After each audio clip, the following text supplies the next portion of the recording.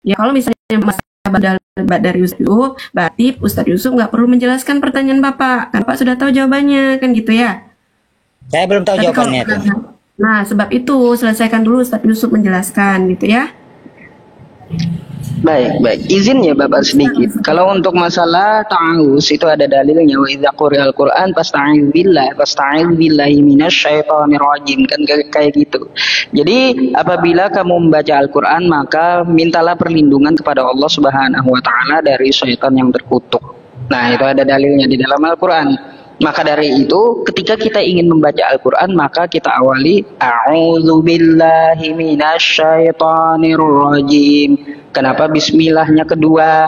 Dan kayak gitu. Kenapa bismillahnya kedua? Karena itu adalah ummul Quran dari Al-Fatihah. Ketika kita membuka Al-Quran, maka ummul Quran kita ucapan awalnya Bismillahirrahmanirrahim. Jadi seperti itu, ta'awuz duluan. Bahkan ta'awuz itu ada ulama kita yang berpendapat wajib daripada bismillah. Jadi bismillah itu sunnah, a'udzubillah ta'awuznya itu malah wajib. Jadi kayak gitu. Oh, jadi auzubillah itu hukumnya wajib, bismillah itu sunnah hukumnya ya? Iya, itu pendapat dari ulama. Pendapat dari ulama. Mungkin itu yang dapat saya sampaikan. Kalau memang itu wajib, mengapa dia tercantum yang di ayat suci Al-Quran bismillah, nggak auzubillah? Ada juga a'udzubillah itu tercantum. Ya. Shadaqallah pun juga tercantum. Ya, seharusnya Ustaz dia kan pokok utama awal pembuka. Gimana maksudnya? Seharusnya kan di Al-Quran kan pokok utama kan dia bismillah kan? Pokok utama mukadimah ya, umul Qurannya bismillah, Al-Fatihah. Iya. Berarti kalau kita membaca awal kan harus bismillah kan? Betul, kalau kita membaca umul Qur'annya. Tapi kalau kita membaca surah yang lain, ada dalil yang lain. Wa idza quri'al Qur'an, apabila kamu membaca Quran, fasta'iz billah, maka mintalah perlindungan dari Allah. Fasta'iz billahi minasyaitonir rajim. Jadi kayak gitu, ikuti dalil yang ada di dalam Al-Qur'an. Nah, bukan kita membaca bismillah karena umul Quran adalah bismillah, bukan. Kalau kita baca surah yang lain kayak gimana? Apakah harus contoh gini ya Pak ya? Ketika saya baca surah apa ya? Contoh ya. Contoh Quran surah As-Sajdah. Alif Lam Mim. Bismillah dulu gitu loh. Bismillahirrahmanirrahim. Alif Lam Mim. Loncat kan jadinya umul Qurannya. Jadi umul Quran kosakata bismillah, ismul zat yang kita namakan adalah nama dari Allah itu kita pakai untuk membaca Al-Quran. Itu adalah sebuah kesunahan dan malah kewajiban membaca ta'awuz itu ada dari penjabaran para ulama kita. Jadi seperti itu. Oh gitu Ustaz ya. Ya, terima kasih banyak. Itu kalau dari segi syariat agama Islam gitu ya Pak ya. Karena istri saya Ustaz guru agama. Iya, tanya aja beliau. Di mana dalilnya? Tanya aja sama istri Bapak, Pak. Tanya aja sama istri Bapak. Ya. Ya udah bagus. Enggak apa-apa, ya, Pak, ya. Enggak apa-apa. Bermanfaat apa yang disampaikan oleh Ustadz Yusuf ya. Sehat selalu Pak Bambang. Ya, sehat selalu. Sama-sama. Sehat selalu Bapak. Waalaikumsalam warahmatullahi wabarakatuh. Jadi begini ya, pesan saya sama teman-teman yang muslim. Gini, saya membaca di dalam kitab Syarhul Muhadzab ya kalau nggak salah. Cuma saya lupa babnya gitu. Ketika kita bertanya itu yang bermanfaat untuk kita dan kalau jawabannya sudah tahu ya itu tidak perlu dipertanyakan tapi diamalkan ya. Nah begini ya teman-teman, saya baca di kitab itu apabila kita menuntut ilmu itu lalu ilmu kita itu kita pakai untuk mengetes muslim yang lainnya, maka apa yang dikatakan di dalam kitab para ulama tersebut? Maka dia telah memutus amal jariyah dari gurunya. Jadi apa yang diajarkan oleh gurunya kepada dia ketika digunakannya ilmu tersebut untuk mengetes muslim lainnya, maka amal jariyah dari gurunya itu tidak bersambung lagi sanadnya ke dia. Itu yang pertama, perlu kita perhatikan. Kan ada tuh ya, banyak muslim saya lihat juga merasa berilmu lalu mengetes keilmuan orang lain. Dia pakai tuh ilmu yang dia tuntut untuk mengetes keilmuan orang lain. Maka orang seperti itu, pertama dia memutus amal jariah dari gurunya.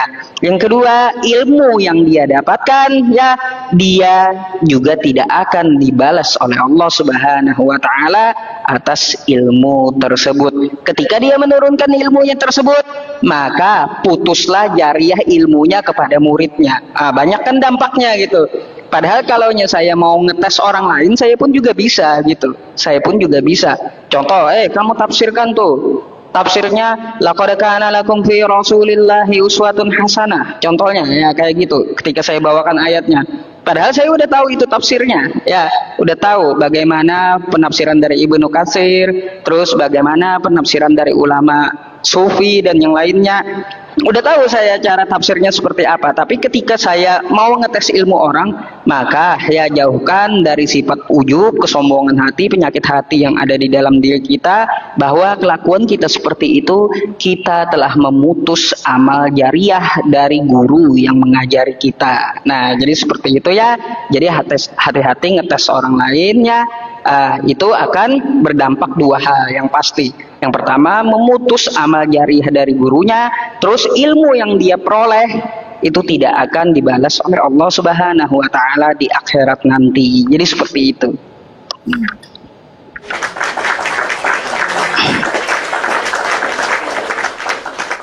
Ya, Masya Allah, tabarakallah. Jadi teman-teman, ini masih ada berapa orang? Tunggu sebentar, jangan dulu dinaikkan Bang Lias, Bang Ril. Tahan sebentar. Kita ada 19 orang yang mau naik ya teman-teman, tunggu sebentar. Nah, jadi begitu teman-teman.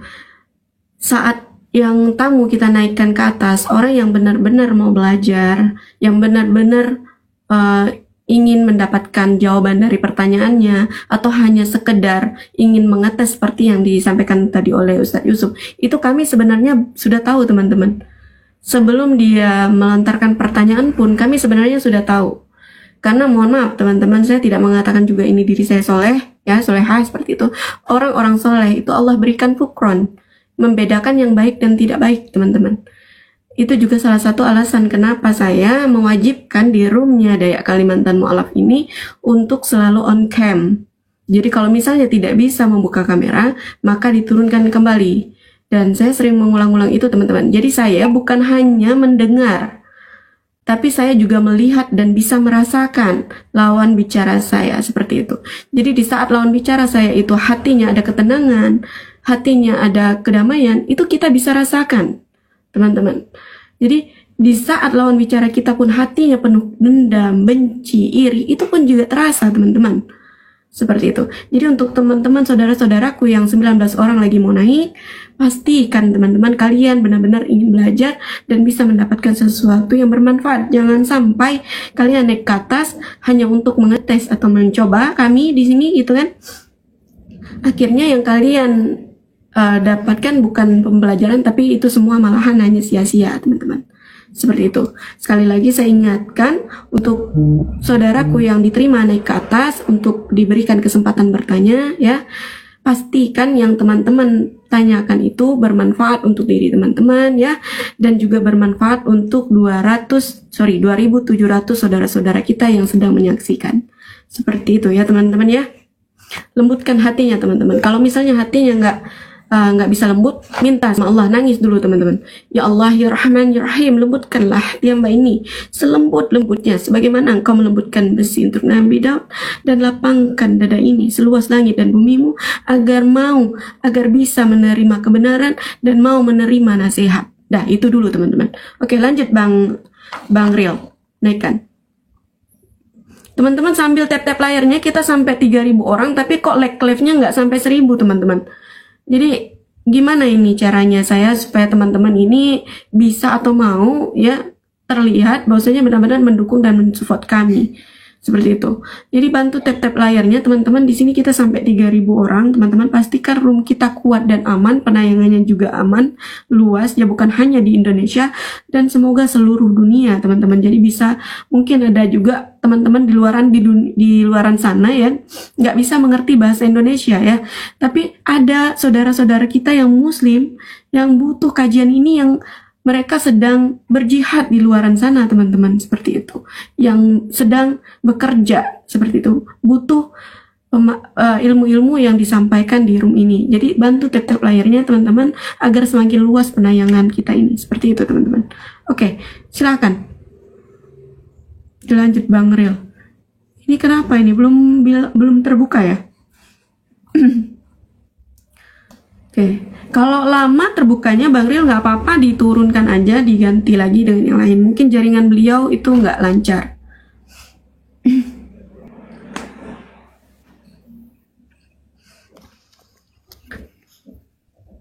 Pak Salim, selamat pagi. Assalamualaikum, Pak Salim. Waalaikumsalam warahmatullahi wabarakatuh. Bapak bisa buka kameranya, Pak? Saya sudah bantu dari sini, tinggal dikonfirmasi di layar handphonenya Bapak. Silakan. Sudah belum nih? Oke, Masya Allah. Udah. Terima kasih. Ya, baik. Silakan langsung. Alhamdulillah. Waalaikumsalam warahmatullahi wabarakatuh. Akhirnya. Saya pengen tanya nih Ustadz tentang tauhid sebetulnya. Ya. Saya tuh sering dengar Ustadz ya tentang orang, kalau misalnya orang yang percaya Tuhan itu kemudian berdebat dengan ateis begitu. Kemudian orang-orang yang percaya Tuhan itu biasanya menggunakan argumen tentang bahwa segala sesuatu itu ada penciptanya, begitu Ustaz? Ya, betul. Itu kalau orang yang percaya dengan Tuhan gitu ya. Iya. Kemudian ada pada satu titik bahwa orang ateis itu kemudian membuat argumen lagi Ustaz. Jadi gini, orang yang percaya Tuhan itu kan berargumen bahwa semuanya tuh punya pencipta, alam semesta yang begitu luar biasa, masa nggak punya pencipta, sedangkan meja aja ada penciptanya gitu kan. Kemudian mereka berargumen bahwa kalau kita meletakkan alam semesta ini ada penciptanya, terus kenapa kemudian Tuhan tidak ada penciptanya gitu sih? Iya. Kan Tuhan itu lebih luar biasa daripada alam semesta. Jadi mereka mengatakan bahwa sebetulnya kita tuh berhenti pada titik yang berbeda saja. Kalau kami berhenti pada alam semesta ini tidak ada penciptanya, kalian berhenti pada Tuhan tidak ada penciptanya. Begitu Ustaz. Terima kasih. Iya. Iya, saya paham dan sering nemuin ateis juga ketika saya buka room Komal tentang masalah diskusi lintas agama, sering saya nemuin ateis. Agar untuk menggodok akal dia, biasanya dia memakai selalu masa penciptaan, terus sesuatu dia pikirkan dengan akalnya, kan dia. Jadi pernah satu saat saya ditanyakan, kalau Tuhan itu Maha Pencipta, terus siapa yang menciptakan di cipta? Itu saya heran juga bagaimana pemilihannya. Berarti bagi saya orang seperti itu dia tidak paham tentang konsep dari konsep tauhid yang ada di dalam agama Islam. Kalau kita merujuk ke Quran surah Al-Hadid ayat ketiga, wal awwal wal akhiru, kan kayak gitu, dia yang awal dan yang akhir. Maka ketika dia berawal, dia tidak perlu ada yang mengawali. Kayak gitu jadinya. Kalau dia yang awal, maka tidak perlu ada yang mengawali, karena dia yang awal dan dia yang akhir. Artinya dia yang mengakhiri segala sesuatu yang telah dia ciptakan. Jadi kalau menurut saya orang seperti itu Bang ya, kalau kita layani, sejak kapan Maha Pencipta itu diciptakan? Saya rasa orang tersebut, mohon maaf ya agak kasar sedikit, itu lebih gila daripada orang gila. Kenapa saya bilang seperti itu? Orang gila saja tidak pernah mempertanyakan kapan Tuhan itu diciptakan. Ini ada orang yang pakai akalnya, ada otaknya tapi tidak digunakan. Bahwa pencipta itu adalah yang menciptakan segala sesuatu. Kan kayak gitu. Kalau kita ciptain motor ya, nih contohnya aja, kita ciptain motor, Motor itu kita ciptakan. Lalu siapa pencipta kita? Kan pada akhirnya ada satu sumber yang berakhir dari segala penciptaan gitu. Artinya apa? Ada primata kalau kenal dia kalau ada lu kenal dengan kausa, itu prima kausa dari segala ciptaan. Itu mereka kenal. Jadi kalau mereka mempertanyakan siapa yang menciptakan pencipta, bilang saja orang gila saja tidak pernah mempertanyakan hal itu. Anda yang punya otak, punya akal, tapi tidak pernah digunakan untuk memikirkan hal itu. Jadi konsep di dalam agama Islam itu ada khalik, ada makhluk. Kan hanya dua ya.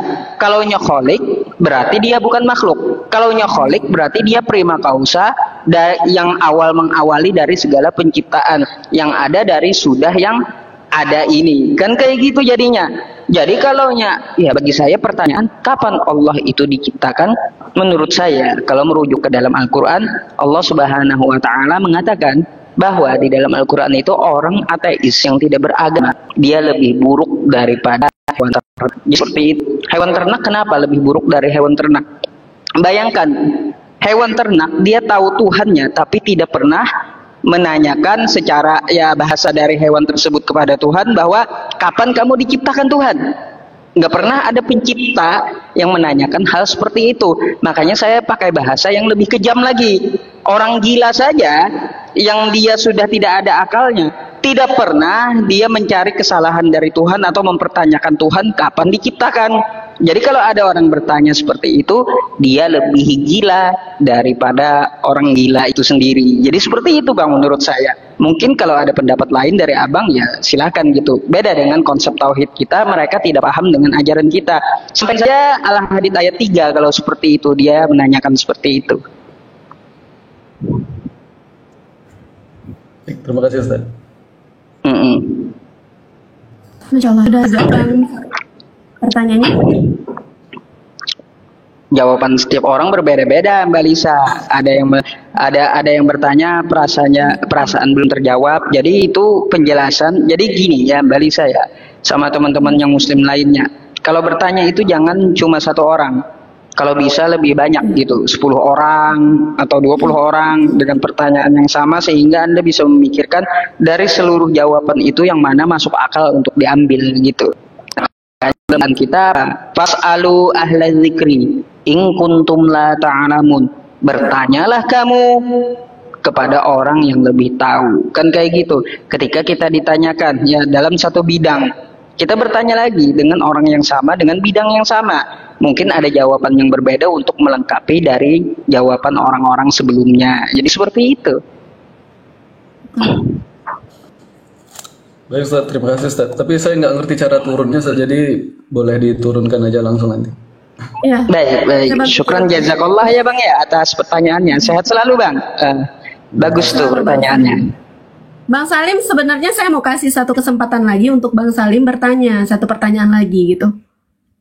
Diturunin sama Bang Ril. Masya Allah.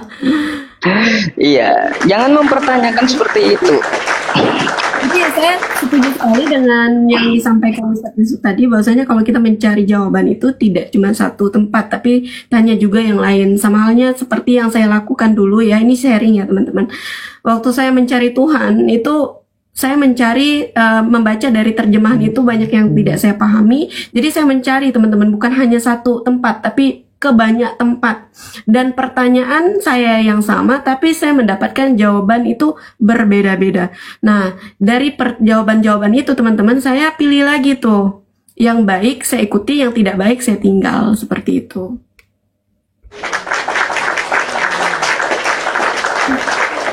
Oke, silakan dilanjut Bang Rio.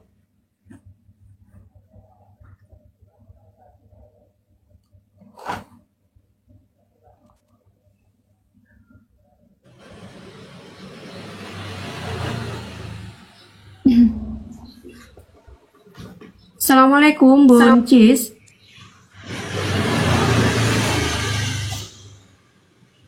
Bunda Cis, assalamualaikum, selamat pagi. Oh, masya Allah, bapak-bapak. Assalamualaikum. Waalaikumsalam warahmatullahi wabarakatuh. Mungkin akun istrinya mungkin Mbak Lisa. Saya kan? Ya Allah. Dengan Bapak siapa, Pak? Pak Iwan. Pak Iwan. Oke, Pak Iwan, silakan pertanyaannya. Satu pertanyaan, Pak. Ini Tan, mau nanya ini soal tahiyatul akhir itu hukumnya makruh itu gimana kalau dibaca 2 kali itu? Tahiyatul awal. Ya dibaca 2 kali kayak gimana? Kayak Allahumma sholli ala Sayyidina Muhammad wa ala ali Sayyidina Muhammad wa ala ali Sayyidina Muhammadnya itu. Wa ala ali sayyidina. Jadi maksudnya itu pertanyaan tentang masalah sayyidina. Ya, wa ala Sayyidina Muhammad. Ada yang Ini. pernah saya dengar ya, ada yang ngomong makruh katanya itu kalau dibaca 2 kali itu. Seharusnya Ada. Allahumma sholli ala Sayyidina Muhammad langsung naik aja gitu. Oh, makruh ada yang dibaca 2 kali. Coba ditanyakan sandarannya di mana? Karena memang yang diajarkan Nabi tentang masalah tahiyatul akhir itu cuma sekali gitu. Nah, karena Tahiyatul awal. Iya. Aduh. Jadi yang mengajarkan tahiyatul akhir apa awal? Awal. Akhir. Tahiyatul awal. Oh, awal yang ditanyakan. Ya. Tadi saya nangkepnya tahiyatul akhir gitu. Kalau tahiyatul akhir memang diajarkan oleh Nabi Muhammad SAW. Tapi kalau tahiyatul awal dibaca sampai akhir itu saya diajarkan guru saya, ya Bang ya. Itu hanya sampai Allahumma sholli ala Sayyidina Muhammad wa ala ali Sayyidina Muhammad. Kalaunya Ya, masalah saya juga kama shollaita ala Sayyidina Ibrahim, pertama-tama ya biasanya itu imam sudah berdiri gitu. Kalau kita baca seperti itu. Nah, terus yang kedua, kenapa dibilang makruh? Karena tidak ada yang mengajarkan seperti itu. Ada yang bilang bid'ah. Bahkan ada yang bilang bid'ah kayak gitu. Nah, maka dari itu saya harap apa yang telah diajarkannya umat muslim itu ya bisa kita terapkan sesuai dengan apa yang telah diajarkan dari para guru kita. Jangan diubah-ubah dari ajaran Rasulullah Shallallahu Alaihi Wasallam. Karena apa?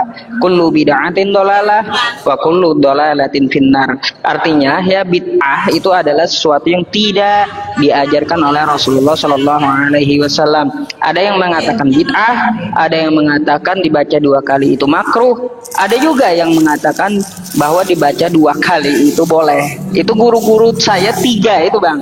Ya 3 pernah mengatakan, ada yang mengatakan boleh, ada yang mengatakan bid'ah, ada juga yang mengatakan makruh. Lalu yang mana saya ambil agar kita menghindari syubhat gitu ya. Agar kita menghindari syubhat, maka yang diajarkan oleh Rasulullah Shallallahu Alaihi Wasallam lebih baik itu yang diambil gitu. Jadi tidak perlu ditambahi, tidak perlu dikurangi. Nah, jadi kalau untuk masalah pendapat seorang ulama itu no problem, kembalikan kepada warisan Rasulullah Shallallahu Alaihi Wasallam, yaitu Al-Quran dan Sunnah sesuai dengan pemahaman dari para ulama kita. Jadi seperti itu Bang. Ada yang mengatakan memang makruh, ada yang mengatakan boleh, ada yang mengatakan bid'ah. Itu 3 itu pernah saya dapat dari guru saya. Bayangkan kayak gitu, bingung kan kalau kita mau ambil pendapat yang mana? Artinya begini, kalau kita mau ambil pendapat seorang ulama atau seorang guru ya lebih baik kita menghindari syubhat yang berlebihan, ya tidak perlu kita tambahkan, ya ambil yang ada dalilnya. Jadi kayak gitu. Ya, makasih Tan. Ya, terima kasih Mas. Sama-sama. Assalamualaikum. Waalaikumsalam warahmatullahi wabarakatuh. Terima kasih Bang Iwan ya. Oke. Tahan dulu Bang Ril. Masya Allah, tabarakallah. Teman-teman, sekali lagi saya tanya. Oh, yang minta naik langsung saja minta bergabung ya teman-teman ya. Jadi di situ kan ada teman-teman kita juga yang antri mau naik. Makanya tadi saya batasin untuk pertanyaannya satu pertanyaan agar teman-teman yang lain juga punya kesempatan untuk naik dan bertanya seperti itu teman-teman. Oke, sebelum kita lanjut saya tanya dulu teman-teman. Yang kita bahas di ruangan ini bermanfaat? Kita lanjut atau tidak teman-teman? Apakah yang kita bahas di sini ini bermanfaat atau tidak teman-teman? Saya tanya dulu.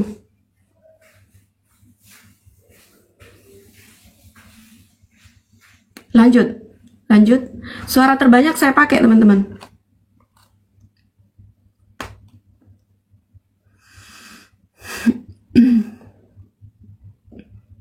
Ada yang bisa pakai bahasa Arab Melayu ya di bawah.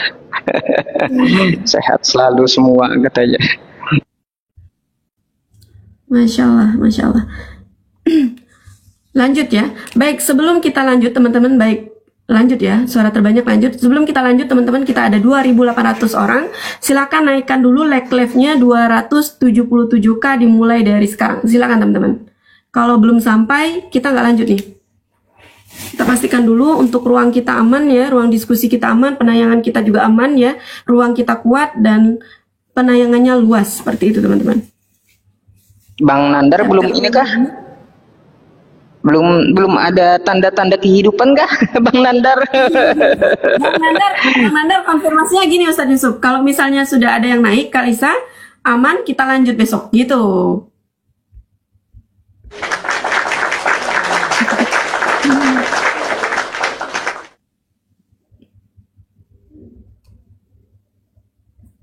Masa Bang Nandar buka komal sendiri katanya Mbak Lisa? Udah ada janji kan? Gimana? Udah ada janji kan dengan Bang Nandar? Oh, saya sama Bang Nandar itu, Ustadz Yusuf, jadi kalau misalnya saya kan buka komal, dia buka komal. Caranya saya jemput dia aja gitu, undang PKN dulu, bukan PKN ya, kita sesama OS kita undang. Nah terus nanti, Bang, ada ngisi nggak di situ? Sendiri nih, udah Bang kesini gitu. Oke, sebelum dinaikkan saya mau jawab sesuatu tuh, di bawah ada pertanyaan bagus tuh dari boleh Ustadz Yusuf, boleh dijawab, tapi tahan dulu Ustadz. Kita Ustadz Yusuf menjawab setelah live-nya 277k. Jadi kalau misalnya belum 277k teman-teman, Ustadz Yusuf nggak jawab nih, gitu ya. Ini kan dulu live-nya. Ini ada 2.600 orang. Kalau yang non-muslim merasa ruang kita ini bermanfaat ya, sambil dibantu tap-tap layarnya juga teman-teman. Sambil dibagikan ke 5 orang temannya, 3 sampai 5 orang teman-teman. 1 orang bagikan live kita ini ke teman-temannya, 3 sampai 5 orang.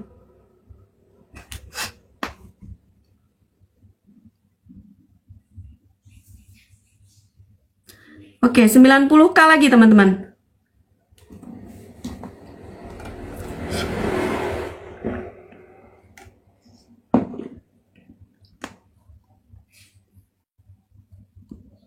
Saya aslinya Kalimantan Selatan ya teman-teman. Kalimantan Selatan. Tetanggaan provinsi saya ternyata sama Ustadz Yusuf. Saya baru tahu malah.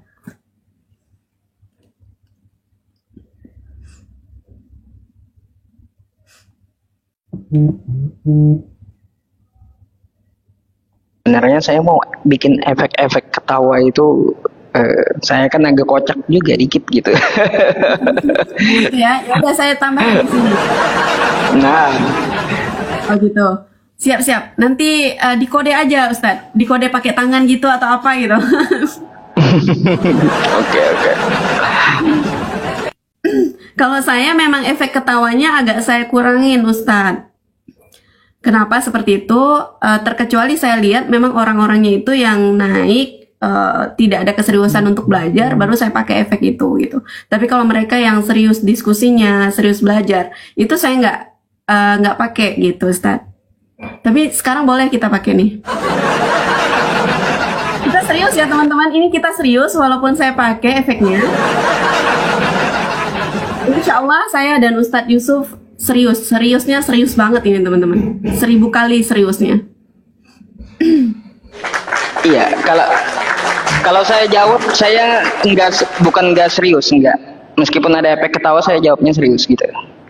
Ya, Masya Allah. Mohon maaf ya Ustadz. Mohon maaf ya, tadi penyampaian saya tidak mengurangi rasa hormat saya dan juga tidak bermaksud untuk menyinggung Ustadz ya. Mohon maaf ya Ustadz ya. Enggak. Jadi ntar dikira teman-teman enggak serius jawabannya karena ada efek enggak. Mohon maaf. Oke, tadi Jadi perkataan saya yang salah penyampaian teman-teman, maaf ya. Ustadz Yusuf itu selalu serius. Selalu serius. Oke, 70K lagi teman-teman, 77K lagi. 70K kita mulai. saya malah baca ini Mbak Lisa dari tadi, cara perawatan AC. Insya Allah. Jadi perbaiki sendiri ya dan merawat sendiri ya Ustadz ya.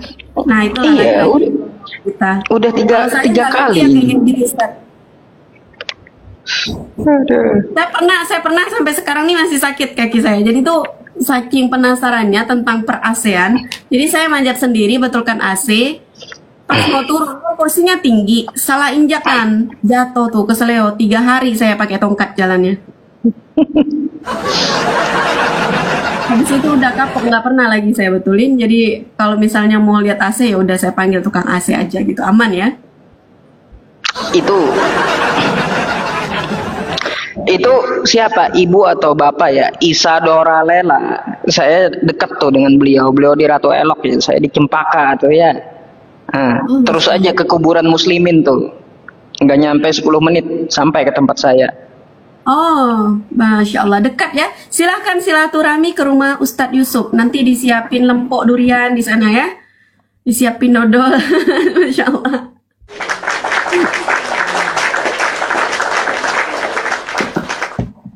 Oke, ini 60K lagi teman-teman. 67K lagi.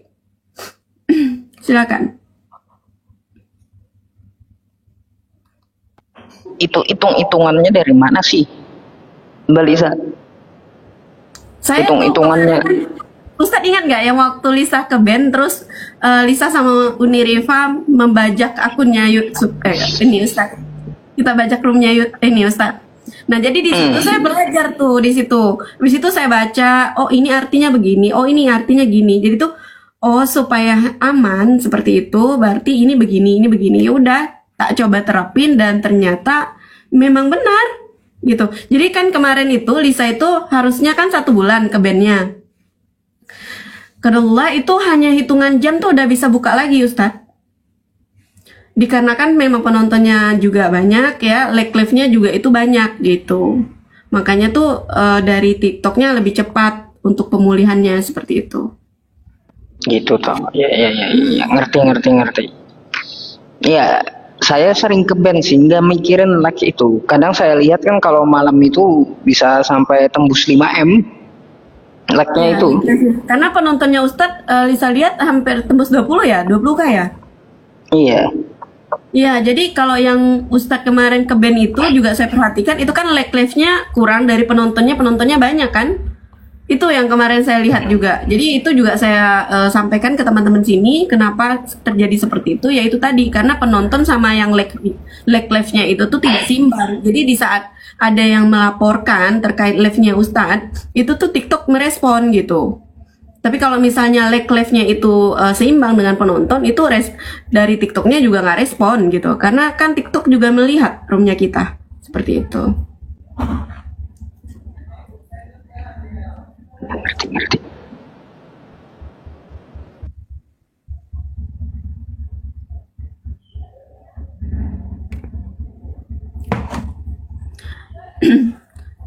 Ustadz Yusuf nggak sempat mau minta mau minta tap-tap layar karena kan beliau ngisi sendiri. Terus beliau kan fokusnya ke narasumber. Masa beliau lagi ngomong gitu kan, narasumbernya lagi ngomong terus Ustadz Yusuf bilang tap-tap layar teman-teman, tap-tap layar. Nggak gitu juga. Beda kalau saya kan memposisikan, saya tidak berpihak ke narasumber. Iya ya. Jadi pas narasumbernya lagi ngomong terus Ustadz Yusuf bilang tap layarnya teman-teman, naikkan dulu, kalau nggak ini nggak lanjut nih gitu kan, nggak mungkin gitu. Begitu teman-teman. Kalau saya tidak memposisikan di pihak narasumber dan pihak tamu, hanya saja kalau misalnya tamunya sudah tidak sehat, saya baru mulai ikut campur di situ. Dan saya pun juga biasanya tanpa saya berbicara saya langsung kick kayak gitu.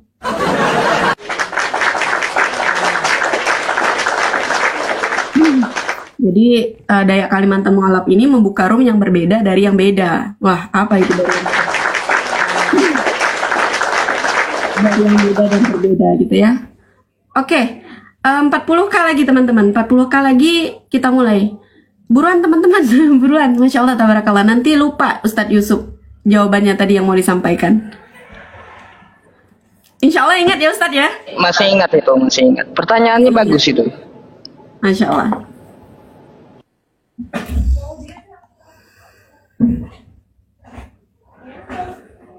Oke, sekarang 236.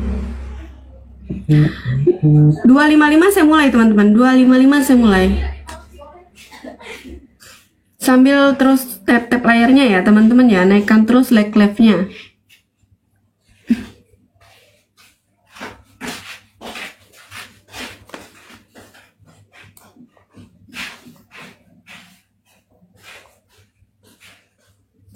Iya, 10K lagi. 10K lagi kita mulai.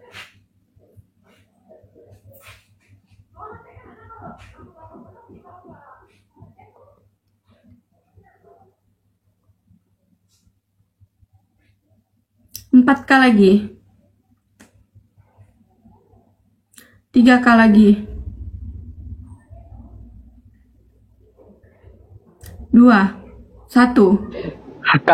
Katanya jari sampai nggak bisa lurus lagi itu.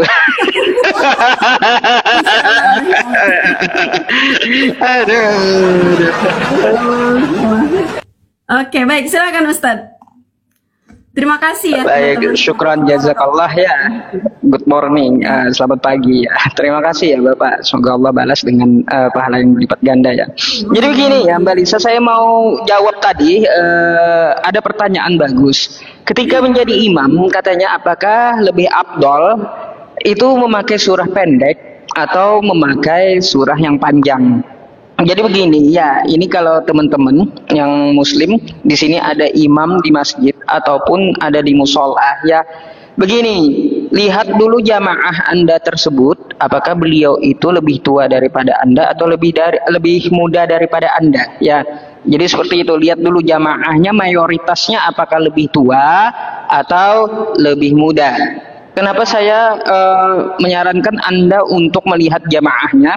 Karena begini, kalau jamaahnya pada tua-tua, kakek-kakek, sudah bapak-bapak, kan kayak gitu, kita pakai surah yang panjang, kasihan beliau berdiri, kan kayak gitu pula jadinya. Jadi kalau tua-tua, jamaahnya lebih afdol itu diperpendek, gitu ya. Ya kalau bisa sependek mungkin agar sholatnya tidak terlalu lama. Karena apa? Kita pun paham ya gimana stamina dari orang tua gitu ya. Terus kalau jamaahnya ya muda-muda, kuat-kuat, kekar-kekar gitu badannya daripada Anda ya, panjangin kagak apa-apa ya. Kalau perlu Al-Baqarah itu dari ayat 1 sampai selesai gitu. Quran surah Al-Baqarah yang dibacain ya. Nah, maka dari itu ya, lihat dulu jamaah Anda, kalaunya lebih tua daripada Anda, sebaiknya diperpendek sholatnya gitu. Terus kalaunya untuk jamaahnya lebih kekar daripada Anda, lebih muda daripada Anda, silakan Anda perpanjang. Mau pakai Quran surah Al-Baqarah tadi dibaca sampai selesai nggak apa-apa gitu ya. Karena mereka yang lebih muda kuat berdirinya, kan kayak gitu, kakinya kuat gitu ya daripada yang lebih tua. Jadi dilihat-lihat juga lah jamaahnya. Hal ini Mbak Lisa pernah menjadi kritik bagi saya pribadi gitu ya. Kenapa ini saya jabarkan kepada Anda ketika kita menjadi imamnya Mbak Lisa ya. Dilihat bacaan saya agak panjang gitu karena yang dibawa Quran dari di luar juz amma. Contoh ketika saya bawa Quran surah As-Sajdah, bukan cuma subuh Jumat As-Sajdah gitu ya, tapi dibawa terus tuh Quran surah As-Sajdah atau Al-Waqi'ah, saya baca sampai selesai. Wah, itu menuai kritik juga. Karena apa? Terlalu lama gitu ya, terlalu lama, kasihan. Meskipun Al-Muluk atau As-Sajdah 30 ayat gitu ya, tapi kan panjang-panjang tuh. Alif Lam Mim Tanzilul Kitabi la raiba fihi mir rabbil alamin am yaquluna iftara bal huwal haqqu mir rabbika litunzira qauman ma atahum min nadhirin min qablik Kan terlalu panjang kalau dengan orang tua seperti itu, lama berdirinya, kasihan mereka gitu ya. Jadi diperpendek kalau jamaahnya mayoritas lebih tua ya. Jadi seperti itu ya, saudara-saudariku ya, khususnya untuk saudara yang bertanya, jamaahnya lebih tua diperpendek saja sholatnya, itu lebih afdol. Dan jamaahnya yang lebih muda diperpanjang saja untuk bacaan surahnya. Jadi seperti itu Mbak Lisa ya. Terima kasih, mungkin bisa menjawab pertanyaannya gitu ya. Saya juga pernah mendengar jawaban pertanyaan seperti ini, Ustadz. Jadi itu benar. Jadi sebagai imam itu ya harus perhatikan dulu jamaahnya seperti itu. Keren.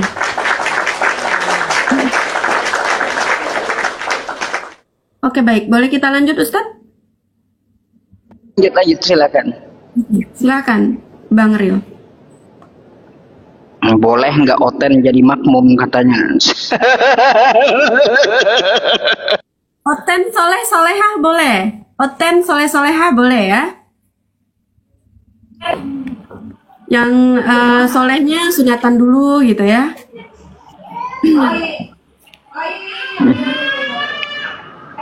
Assalamualaikum Bapak Pak Nordin. Pak Nordin. Assalamualaikum. Waalaikumsalam warahmatullahi wabarakatuh. Ya, selamat pagi Bapak. Silakan Bapak, langsung saja satu pertanyaan. Iya. Oke, terima kasih Dek Risa, para pejuang dakwah, Ustadz Yusuf VI. Di sini saya mohon pencerahan gitu. Pencerahan istilahnya untuk menambah pundi-pundi ilmu. Seperti kalau kita baca di surat Al-Fatihah itu, di antaranya gitu apa namanya, ayat ihdinas siratal mustaqim, tunjukilah kami jalan yang lurus. Sedangkan kita ketahui bahwasanya ini adalah wahyu Allah Subhanahu wa Ta'ala. Dan dalam terjemahan itu, dalam alih bahasa kita, bahasa Indonesia, tunjukilah kami jalan yang lurus. Berarti dianggap ini ya, Tuhan itu kami, berarti Tuhan itu lebih dari Tuhan itu istilahnya banyak gitu ya, gitu. Lebih dari satu ya. Gini. Jadi Pak Ustadz, di sini yang ingin saya pencerahkan, mungkin barangkali untuk memahami Al-Quran itu lebih detailnya ada syarat-syarat tertentu, dan mungkin